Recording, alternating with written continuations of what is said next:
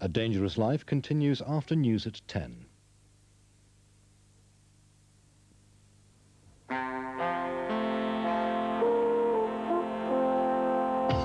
Thames is in Moscow. All this week with top television and the best of British with Arthur and Terry and Happy Coon. Cops and robbers and hard-hitting drama in Ferry One. And classic comedy with Buster Keaton.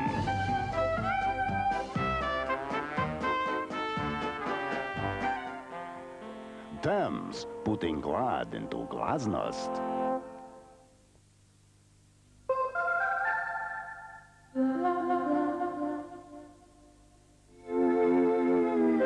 Panasonic wall-to-wall cleaner. The Continentals like their fritters, and Hurters one they really like. They like to grill them, it always thrills them. Go on, take a bite, cold in a salad, or from the barbie. Microwave them, they're always out of sight. With baked potatoes, just heat them. They're really wild with rice, they make a feature on a pizza. Make hot dogs very nice. Herter, fresh from the chilled cabinet. Do the Continental. Mortgage costs have risen like the proverbial balloon. But with the Daily Express this week, you could win your mortgage repayments for a whole year with a share of the £250,000 we're giving away. Hormone replacement therapy, a gimmick or a major advance in the struggle to stay young? Who's tried it? Does it work? And the infamous paparazzi from both ends of the lens, their relentless pursuit of celebrities at play. Meet the watchers and the watched, this week only in the Daily Express.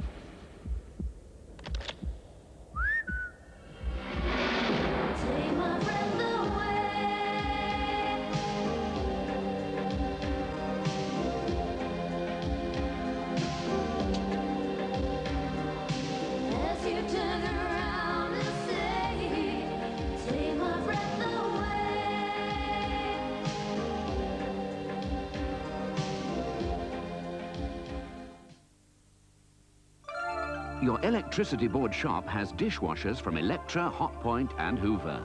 Microwaves from Toshiba. Storage heaters and fires from Creda, Dimplex and Unidair. And if you buy now, you don't have to pay till September when you shop electric at your electricity board shop. Thames, next Monday at 9, and A Nightingale Sang, a wartime story of homecomings. Welcome back, lads! Hey, where is she? It's a miracle. And romance. At last, Helen has her man back on the home front. Phyllis Logan and Tom Watt star in the richly comic and moving drama. And A Nightingale Sang, next Monday at 9 on Thames.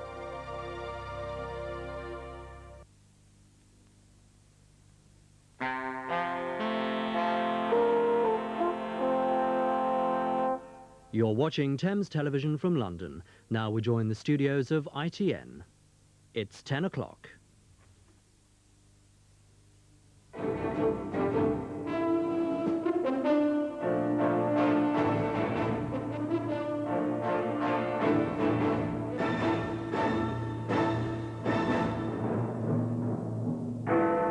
Mr. Todd's dilemma to ballot the dockers or talk again. Toyota and 3,000 new jobs seem bound for Derbyshire. The Czech factory that makes the terrorists' explosives. English soccer could be back in Europe next year.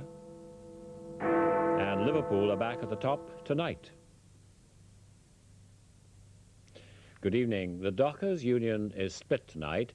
Its officials called for a ballot on a national dock strike, but the Transport Workers' General Secretary, Mr. Ron Todd, said they should talk to the port employers first about renegotiating the national dock labour scheme. He's called an emergency union executive meeting to try to get the strike ballot postponed. In the Commons, Mrs. Thatcher was asked if she would accept negotiated changes to the government's legislation to end the scheme. She said, no, there's only one thing to do: abolish the scheme. Ron Todd's unexpected appeal to his Docks Committee led to a further 3-hour wrangle over the best way to combat the government. The union's legal advisers are understood to have told the Docks Committee that a strike could not be successfully challenged in the courts on the grounds that it was political action. But Mr. Todd's move clearly indicates that he fears an injunction could be granted and the union's funds seized. His demand that the ballot be deferred was, however, unanimously voted down, and so he announced he was summoning a full Union Executive Council on Friday to choose whether to back him or the Dockers' leaders. My dispute is in the arena that we are choosing. If I'm going to go into a battle, I'll go into a battle on the ground that I believe is the right one. And I believe to go down a certain road, just implying that we're trying to change a government's mind, I think we should direct our attention to the employers. If the employers refuse to negotiate a meaningful agreement, then I think we're justified in saying, well, I'm prepared to call for a ballot of our members, because we're now arguing against employers who are refusing to give us the guarantees of something that's stripped away. That's a different ballgame. Mr. Todd's obviously concerned to give his dockers the best chance of preserving their jobs, pay and conditions. But his greater priority must be to ensure that the union, which currently boasts £76 million in assets, isn't ruined in a strike which few believe can alter the government's determination to abolish the dock labour scheme. Ministers who'd have to deal with the effects of a strike were summoned to a special contingency meeting at number 10 this morning. Later in the Commons, Mrs. Thatcher made clear her firm resolve that the scheme must go. We believe that the restrictive practices contained in the present dock labour scheme are highly damaging to the prosperity of ports and highly damaging to the prospect for this country in 1992. And there's only one thing to do, and that is to abolish the scheme. In Newcastle, the Labour leader, Mr. Kinnock, said the government was being provocative and political over ending the scheme. Asked whether Labour would support a strike, he said, wait and see. The dispute casts a shadow in Mr. Kinnock's own backyard. The writ for the Vale of Glamorgan by-election is moved tomorrow, and the constituency includes the port of Barry, among the scheme ports which would be hit by a stoppage. National port employers tonight said they hoped Mr. Todd's call for negotiations meant that a strike could be avoided. The Japanese car firm Toyota is bringing 3,000 jobs to Britain with a major new factory in Derbyshire.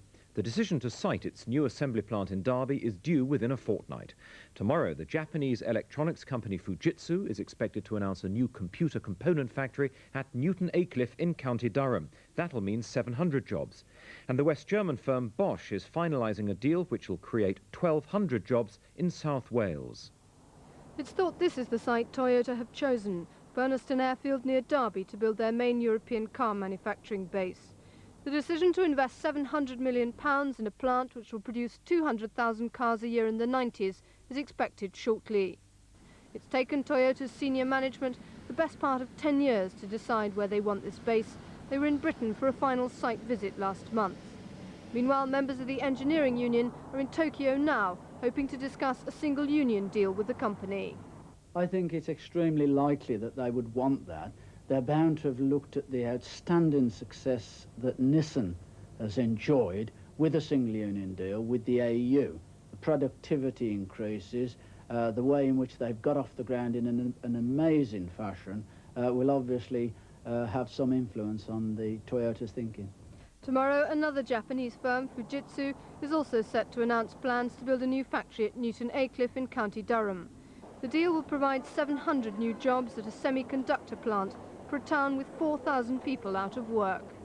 There's a lot of people in this area willing to work, and it's a great chance for them all. It's about time they had the opportunity to do something. Any expansion in you know, the area, jobs-wise, is a boost. We seem to be losing them rather than gaining them, so let's have some back. It's absolutely great news. Obviously, for young people coming into town and already living in the town, it's a great opportunity for them to go into employment within the district. And the German car components firm Bosch is expected to confirm in the next few days it'll be building its new factory at this site outside Cardiff, creating 1,200 new jobs. Some consolation for South Wales after just missing the Toyota plant. Czechoslovakia has finally agreed to talk to Britain about ways of making its explosive Semtex easier to detect. Semtex was used at Enniskillen, Lockerbie and other bombings. It's a favourite terrorist weapon because it can't be x-rayed or sniffed out by dogs.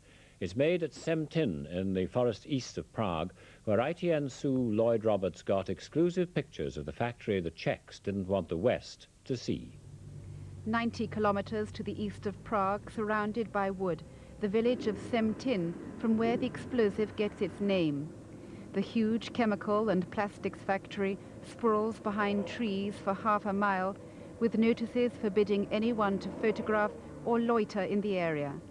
10 years ago, the plant was called, graphically, Explosia.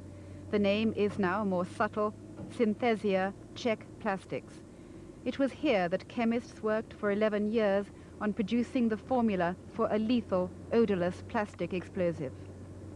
The explosive is now mass-produced here in a new high-security building behind the main factory, bristling with aerials, with armed guards on patrol inside the main fortified gates and surrounded by corrugated iron. We were pursued by a police car after taking these shots. From the woods you can see buses pick up and deliver workers on 3 8-hour shifts. The plant never closes. These are among the most skilled and best paid workers in Czechoslovakia today. Loudspeakers in the town of Pardubice, home for most of the workers, blares out music and news of entertainment for the 12,000 workers as they come off shift. The plant has made the town one of the most prosperous in Czechoslovakia. The young wear denims, and their parents buy luxury items usually only seen in tourist shops. The Synthesia plant dominates the town. Here, a recruiting poster promises free medical care, luxury items and trips abroad for those who work there. Photos of the year's most productive workers are on display in public parks.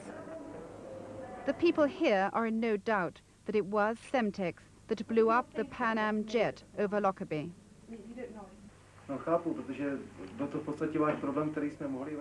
I know that the accident was a direct result of what we produce here.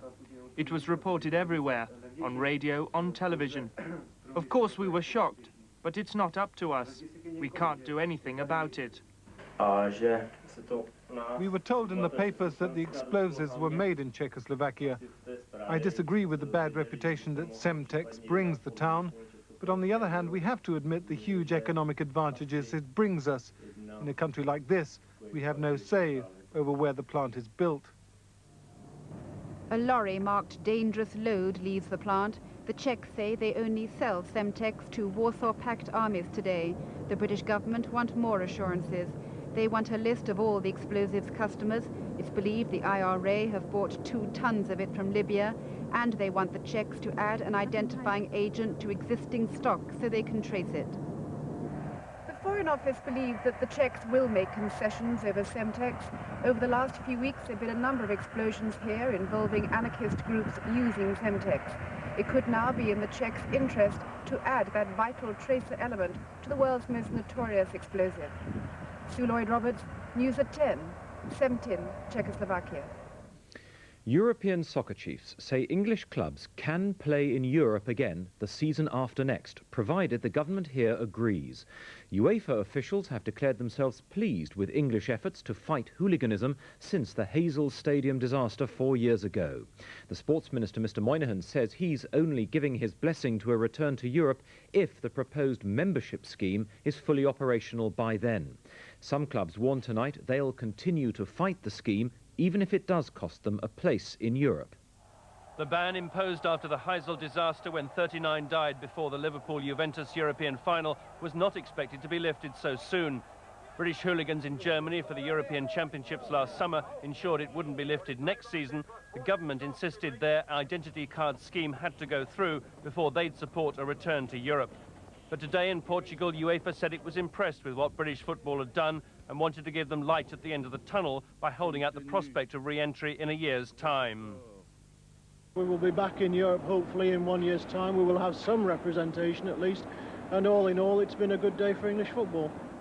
But the road back to Europe holds two potential pitfalls. By July, the government's football spectators bill